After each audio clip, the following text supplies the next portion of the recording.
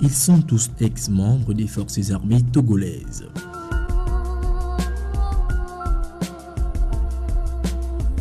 Je me nomme M. Akapo Komi Adjete Gifa. Je suis sous-officier des forces armées togolaises, sergent-chef à la retraite. Je suis un ancien sous-officier des FAT, précisément sergent. Mon nom c'est Baouna et Baouna Mandaboué. Je m'appelle M. Konso Paronam. J'ai été militaire, incorporé dans l'armée depuis 1983. Derrière leur visage se cache une histoire commune qu'ils ne souhaiteraient pour rien au monde revivre. Pali qui est venu, il a creusé un trou derrière et il a pris l'arme avec 2 éléments. Ils m'ont amené derrière le trou, il me dit de rentrer. Je suis rentré, ils ont mis le sable sur moi jusqu'ici. Alors j'avais la plaie. Ce que vous voyez là, c'est l'accident. Ce qui est sorti ici. Pali s'est permis de prendre le balai cantonnier. Parce que je les ai dit que bon, ça me fait mal. Pali a pris le balai cantonnier, mettre ici. Et le bateau est sorti ici. Et pendant les 7 jours que j'ai vécu là-bas, vraiment, j'étais privé de tout. Et le manger, le visite de mes parents, je ne savais à quoi m'en tenir. Ils nous interrogeaient à des heures impossibles, 1h du matin, 2h, minuit, et ils viennent, ils nous interrogent en slip. Bon. Comme dans leurs interrogations, ils ne trouvent pas les éléments qu'ils veulent, ils ont décidé maintenant de nous maltraiter et de nous torturer. Leurs vies ont basculé en 2005 pour certains et en 2009 pour d'autres.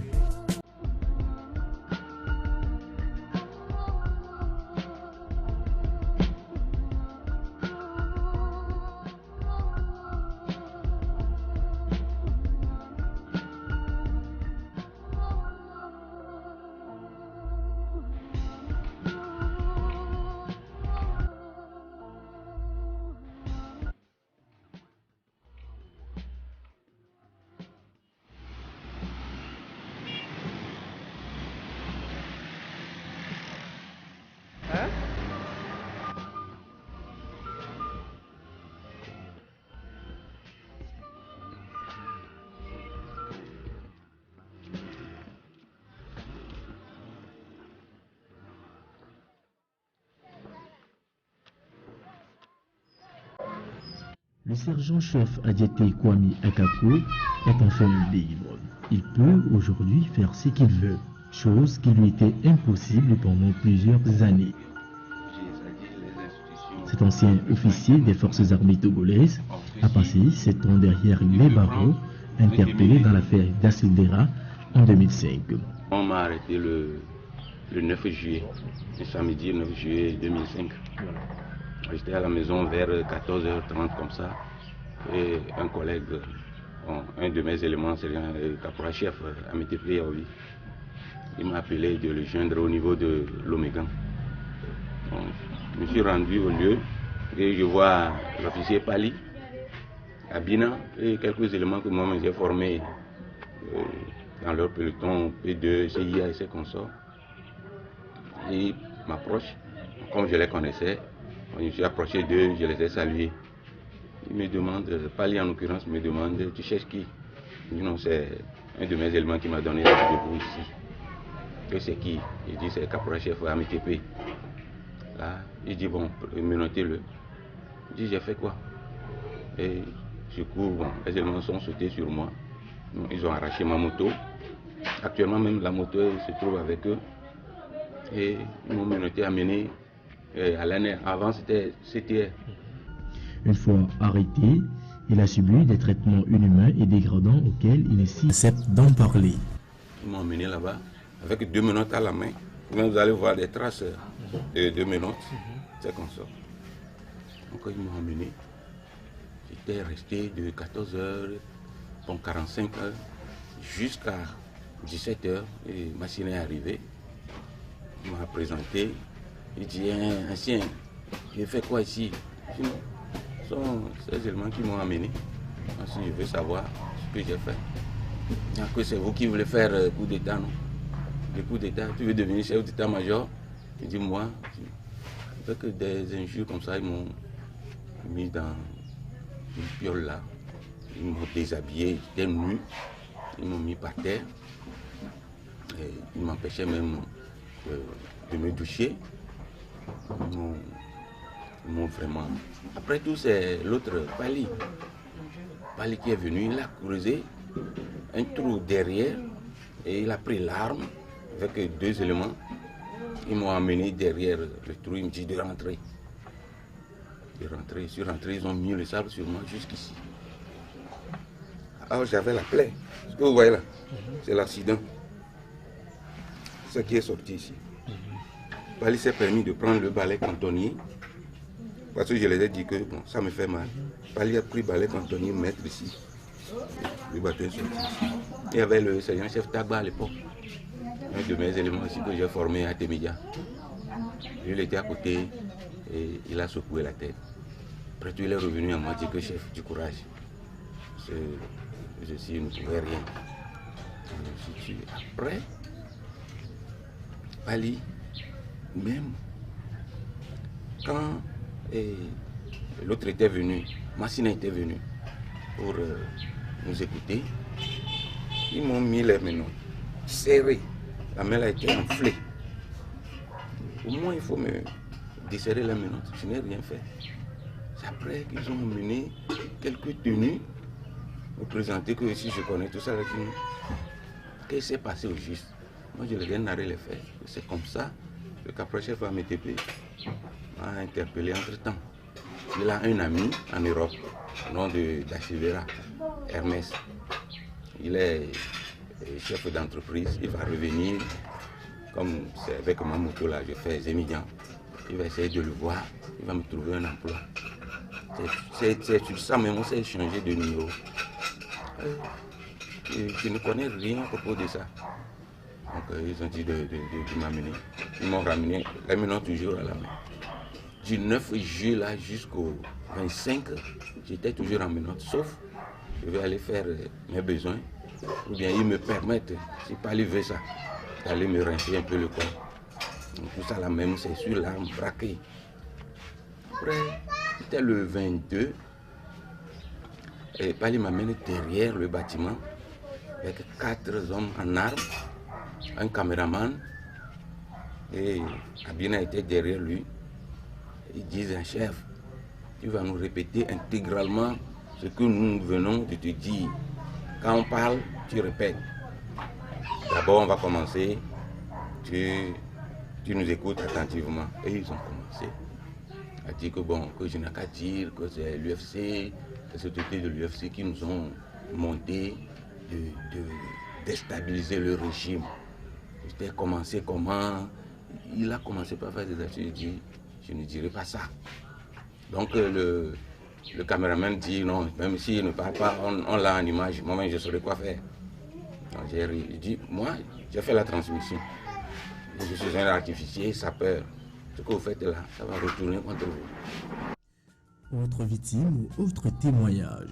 L'adjudant-chef Konso Paruna et le sergent Bawena Mandaboué, eux, ont été arrêtés en 2009 dans l'affaire d'atteinte à la sûreté de l'État. Ils ont commencé par me poser des questions sur le PM silencieux. Je leur ai dit la même chose, que je ne reconnaissais pas le fait. Donc, ils ont dit que oui, que le jour que ça tirait sur le député Pacha, j'étais où j'ai dit non, je n'étais même pas de service. Donc, ce n'est même pas une question d'armes, c'est que tout est fait d'une façon biaisée pour me mettre dans le problème de député Pacha.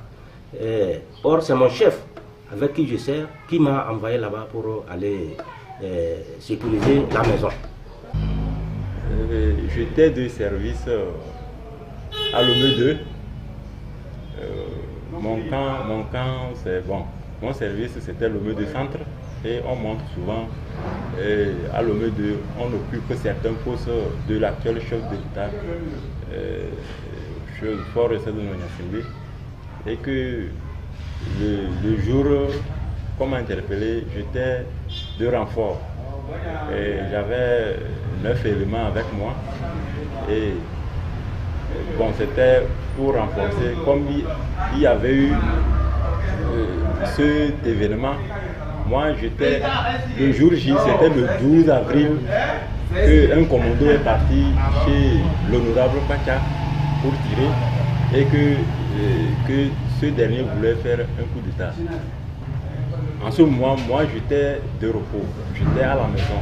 Le 12 avril, j'étais à la maison. Quand je suis venu à l'Omode Centre, tout comme les autres jours du service, pour prendre le service. Et c'est là-bas on nous fait savoir qu'il y a eu un problème et que la FIRA a intervenu. Ils m'ont envoyé en tôle. Je suis allé dans un premier temps dans notre tôle militaire. Et de là, le même jour, ils m'ont transporté vers l'ANR, à l'Agence nationale de renseignement, où on torture les gens. J'arrive et bon, la première question qu'on me pose, sous l'ordre du colonel Massena Yotrofei, est-ce que je connais ici? Je leur ai dit non, je ne connais pas. Il dit, est-ce que j'ai entendu parler de deuxième bureau du renseignement. J'ai dit oui que je connaissais le deuxième bureau et actuellement ce n'est plus le deuxième bureau que c'est l'ANR. Et ils me disent que je n'ai qu'à savoir si aujourd'hui je suis atterri dans leur nuit, je n'ai qu'à savoir que ma vie est en danger. Je suis monté dans le véhicule avec eux, à l'Omode de domicile là-bas. Et avant de partir, je disais que mes armes, parce que j'avais une arme G3 et ML. Ceux qui sont dans le domaine connaissent les armes que j'utilisais. Et ils ont dit non, que ça ne va pas durer, que c'est pour un petit temps que je vais revenir. Et d'accord. Arrivé à l'ANR, c'est là-bas, on m'amène dans le bureau du capitaine Kadanga. C'est dans le bureau du capitaine Kadanga. J'étais assis, je l'espérais. Et après, un élément est venu, il me demande de remettre mes portables. J'avais 2 portables. Que de remettre mes portables. C'est là-bas que j'ai dit que, bon, pourquoi? On m'a amené pour un renseignement et pourquoi on va dire que non, que ici, que l'ANR c'est comme ça. Tout comme le sergent-chef Adieto Kwame et Kapo, ils affirment avoir été torturés. À l'ANR là-bas, étant dans les cellules, on a fait 4 jours, 4e jour sans manger. On vient, on les stresse, certains parmi nous, pour les suspendre. On a suspendu près de 4 ou 5 personnes. Il y a l'adjudant-chef Sédou qu'on a suspendu. Donc ils m'ont présenté sur un appareil de test de mensonge ou avec des accoutrements bizarres que je n'ai jamais vus. Et vraiment, tout ça, ma tension était montée, tout ça, je ne comprenais plus rien. Étant suspendu, il veut faire les toilettes, on prend les déviants, on ajuste ça à son panier, il pisse dans les viandes. On prend en fer. De même aussi l'adjudant-chef Sédou. Quand il veut faire les selles, c'est nous. On prend les viandes, on ajuste ça à son anus. Un homme qui peut me mettre au monde 3 fois, on a fait ça. On ajuste, il fait les selles de gap et on dépose à côté. Pareil pour l'urine. Ils m'ont mis sur un lit, menotté comme ça, mon bras gauche, mon bras gauche comme ça, contre le lit, couché à plat dos. Il n'y a pas de possibilité pour tourner comme ça. Et la nuit, qu'est-ce que je fais? Bien serré, hein, bien serré. Donc, la nuit, il y a un évian d'eau que je prends pour pisser dedans. Et vers 4h30, ils viennent me faire sortir pour aller jeter ça. Et si j'ai à faire mes besoins, j'ai que 5 secondes. Donc si tu es dedans là-bas, tu attends, on vient te taper la porte. Et tenez-vous bien, en étant sur le lit, chaque bout de temps, c'est-à-dire que dans la nuit surtout, pour m'empêcher de dormir, il y a un commandant, au nom du commandant Kilo, qui passe les rondes. Et il vient, il vérifie comment les menottes sont serrées et tout ça là. Donc, on ne se lave pas. Quand on vient, on t'ouvre, on t'amène tu ramasses tes besoins que tu as fait par terre pour aller jeter dans le WC. Et c'est là où tu vas profiter si même tu n'as même pas envie de faire celle, tu vas forcer là-bas pour pouvoir faire en même temps. Parce que quand on te ramène, on t'enferme, c'est pas pour le lendemain. Donc c'est comme ça. Et maintenant, quand on t'amène, tu profites, tu ouvres l'eau, tu te mouilles, et avant de revenir. Donc c'est comme ça. On a fait 2 semaines sans se brosser, sans manger le cure-dent. 2 semaines, je te dis qu'on a eu des maux dedans, tout ce qu'il y a comme problème plein dans la bouche, on a eu ça là-bas. Et pendant les 7 jours que j'ai vécu là-bas, vraiment, j'étais privé de tout. Et le manger, le visite de mes parents. Je vous assure que c'est là-bas j'ai su que ce que nous voyons, on voit dans les films, la torture, c'est là où j'ai su que, donc c'est un fait réel. Moi j'étais dans l'armée, je ne savais même pas qu'il y a de telles pratiques. Je ne savais pas. C'est quand moi-même je suis rentré dedans que j'ai su que, vraiment, qui sait ce qui s'est passé avant moi. En dehors de ça, on ne dormait pas. Il y avait une équipe bien préparée pour venir taper sur nos portes avec les barres de fer, comme la porte était aussi métallique, avec les barres de fer, ils tapaient avec toute violence. Mais mon frère, tu ne peux même pas, même tu bouges tes oreilles, tu aperçois le bruit comme si, je ne sais pas. On m'a fait faire 4 jours sans manger. Et les autres ont fait jusqu'à 7-8 jours. Donc, maintenant, il y avait une association qui devait venir nous rendre visite à l'ANER là-bas. Et nos tortionnaires là sont venus. Ils nous ont intimidés que si quelqu'un dénonce, dit quelque chose, un seul mot là, ils vont nous terminer. Il y avait dans le groupe un blanc. Et bon, quand ils sont venus, ils étaient nombreux. Des moments qu'ils ne sont pas prêts d'oublier, de même que leur famille.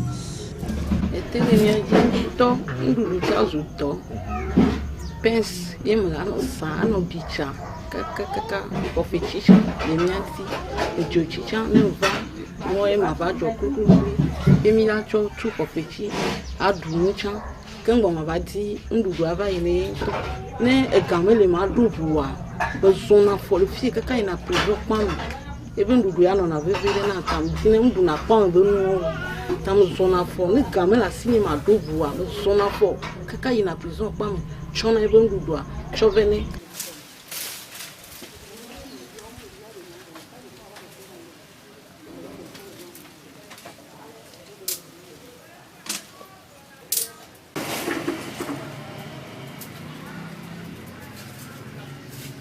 C'est bébé. Mille quoi, mille francs avec quoi, mille francs.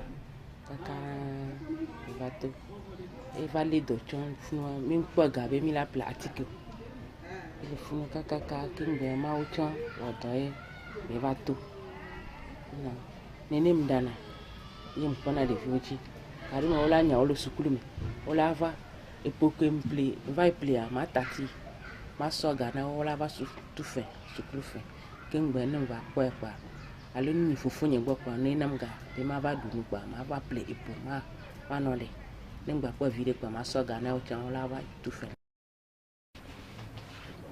Avant son arrestation, on vivait nuit, facile avait un travail. Et quand on l'a arrêté, c'était la galère. On était dans une chambre salon. Donc quand on l'a arrêté, les premiers mois, on a tellement souffert parce qu'il n'y avait pas de manger. On ne les payait même plus. Donc, il apprenait un métier aussi, donc c'était difficile. L'enfant était petit. Des fois même, pour lui trouver la bouillie à boire, c'était tellement difficile. Je restais des fois 3 jours, 4 jours sans manger. Je me promenais pour demander de quoi manger. Jusqu'à la famille aussi ne me prenait pas en charge, donc c'était les amis. Moi-même, je ne sais même pas comment j'ai fait pour survivre jusqu'à ce qu'ils me sortent. Les victimes de la torture au Togo, voulant à tout prix que de tels actes ne se reproduisent plus, se sont réunis en association. Et chaque fois qu'ils le peuvent, ils se retrouvent pour réfléchir sur l'avenir de leur association dénommée Asvito, entendez Association des victimes de la torture au Togo. Depuis le départ en exil de leur président, c'est lui, Kao Acholi, secrétaire général, qui assume l'intérim. Avec la dernière visite du sous-comité de prévention des Nations Unies au Togo, les victimes sont allées faire des témoignages poignants pour faire savoir que c'est réel la question des tortures. Et c'est des témoignages vivants que nous avons présentés, la CIVITO a présenté devant le sous-comité de prévention de la torture. Et nous rencontrons également les chancelleries pour leur parler de la situation des victimes. Et il y a des procédures qui sont faites, mais c'est que nous remarquons toujours que l'État continue par faire la sourde oreille.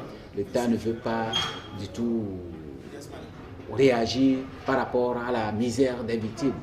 Et nous sommes appelés, nous sommes interpellés dans ce cas maintenant à mener des actions. Et nous avons appelé les victimes à être à l'écoute quant aux actions que nous allons mener sur le terrain de revendication afin qu'elles puissent trouver un tant soit peu la réparation qui suppose l'indemnisation, la réhabilitation, la réadaptation. Grâce aux pressions des organisations de défense des droits de l'homme, une attention particulière a été portée sur le phénomène. La question des violations des droits humains est plus accrue dans le pays et même parfois a été sous-estimée. Parce que nous avons senti qu'il y avait quand même une certaine propension des autorités à pouvoir laisser passer certaines choses. Et je pense que l'affaire la plus visible que nous avons vue, c'était l'affaire dite Pacha, l'affaire de l'arrestation de certaines personnes, pour la plupart du temps des forces de sécurité ou des militaires, pour une affaire de tentative de coup d'État. Nous, ce n'est pas tant l'affaire qui nous importe, mais c'est le traitement infligé à toutes ces personnes qui retiennent notre attention, notamment les allégations de torture, puisque durant le procès qui avait déjà commencé courant septembre 2011, les détenus avaient fait des révélations devant le juge. Et le 13 septembre 2011, nous avons publié une déclaration dans laquelle, intitulée Togo, procès Pachanya Singbe, les aveux estorqués sous la torture ne doivent pas être retenus. Ce titre, au fait, est tiré tout simplement de la Convention des Nations Unies contre la torture, auquel le Togo est parti déjà en 1987. Et donc, qui dit clairement que les aveux estorqués sur une personne grâce aux actes de torture ne pouvaient pas être retenus devant un procès. 5 jours après la publication de cette déclaration d'Amnesty International, le ministère de la Justice va, le 18 septembre 2011, mandater la Commission nationale des droits de l'homme afin d'ouvrir une enquête impartiale. L'enquête va suivre son cours. Les résultats de cette enquête seront rendus publics en février 2012. Mais, aussi étonnant que cela puisse paraître, son contenu sera en faveur des victimes. Le plus souvenir en date est la publication du rapport de la Commission nationale des droits de l'homme qui a constaté qu'au sein de l'Agence nationale de renseignement, une agence qui a été placée sous l'autorité directe du chef de l'État, il y avait des actes de torture. Et vous savez, c'est dans le dossier de tentative d'atteinte contre la sûreté de l'État. De temps en temps, les organisations de défense des droits de l'homme ont eu à crier qu'il y a eu ces actes de torture. Et on ne nous a pas cru. Nous avons alors réitéré les mêmes revendications lors du procès de l'honorable Pachanya Singbe et co-accusé.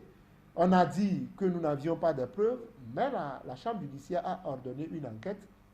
S'en est suivi alors le rapport de la Commission nationale des droits de l'homme qui a rapporté la preuve qu'il y a des actes de torture au niveau de l'Agence nationale de renseignement. Oui, nous, au niveau des organisations de défense des droits de l'homme, nous faisons au quotidien le monitoring de la situation des droits de l'homme. Maintenant, au-delà de ça, il y a cet aspect torture qui est vraiment à prendre en compte. J'aimerais préciser que le Togo a vraiment un problème dans le cadre de la lutte contre la torture. C'est que ce phénomène n'est pas criminalisé dans notre pays. Ça voudrait dire quoi? Ça voudrait dire que le code pénal au Togo ne criminalise pas la torture. Donc si quelqu'un est reconnu comme auteur de torture sur une autre personne, le juge n'a même pas de disposition légale pour pouvoir le punir. Ça, c'est très grave. Et donc, c'est pour vous dire que la torture est présente dans toutes les sociétés et elle ne peut pas être justifiée de quelque manière que ce soit, que l'on soit du sud ou du nord, de l'est et de l'ouest. On doit tout faire pour combattre la torture. Deuxièmement, il faut distinguer dans le cas du Togo la situation de la torture intrinsèquement considérée et la situation des traitements cruels, inhumains et dégradants qui sont relatives au fonctionnement de nos lieux de détention. Une fois le rapport rendu public, le président de la Commission nationale des droits de l'homme va devoir quitter le pays suite à des menaces de mort. Aujourd'hui, malgré les nombreuses pressions des organisations de défense des droits de l'homme, la situation des droits de l'homme semble s'améliorer au Togo. Mais ces dernières estiment que de nouvelles dispositions doivent être prises pour mettre fin à cette pratique.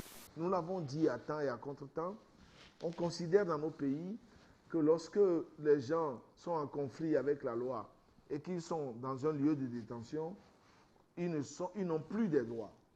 Donc il faut rappeler que la Convention contre la torture et toute peine ou traitement cruel, inhumain et dégradant combat énergiquement cette concession de la chose, cette concession de l'infraction, cette concession du délinquant qui est présumé innocent jusqu'à ce qu'un procès lui établisse sa culpabilité. Nous pensons qu'il est grand temps que les autorités togolaises engagent tout l'appareil juridique nécessaire pour que la torture